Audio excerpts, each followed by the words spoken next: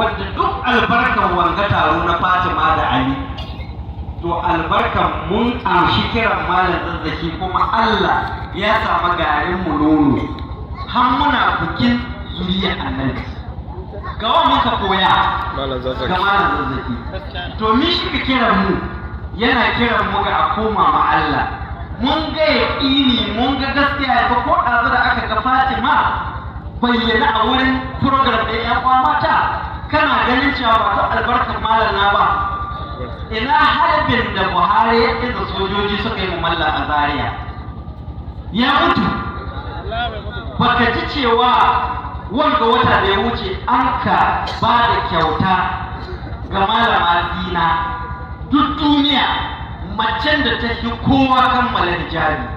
aka ce matan malam zazzaki suka ce daga cikin dalili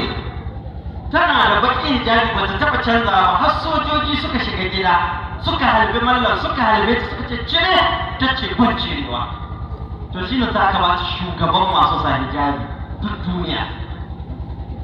wata kungiya da ita babu ruwanta da akida ka san inda wasu na za su ce ƴan shi'a ta ka a bata to sai ga Allah ya bata shugaban masu sa hijabi aka bata award aka bata kyauta to yanzu malai ya dawo akwai fitina ya kamata ya ambata ma ƴan uwa cikin ƴan uwa in kana da yan waya to kana ganin fitinoni to abinda Shehu Usman ya ce muna kada ka yadda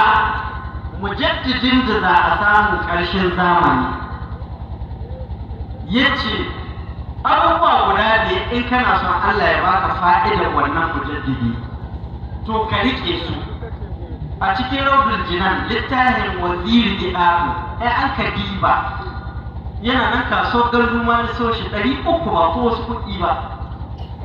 shi waziri ya ce haraja ilaina Shehu Usmanu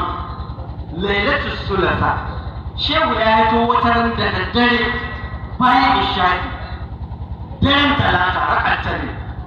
wajen nasa ala sariri sai zauna bisa gado ne sai ce karashtu li ukhbiraku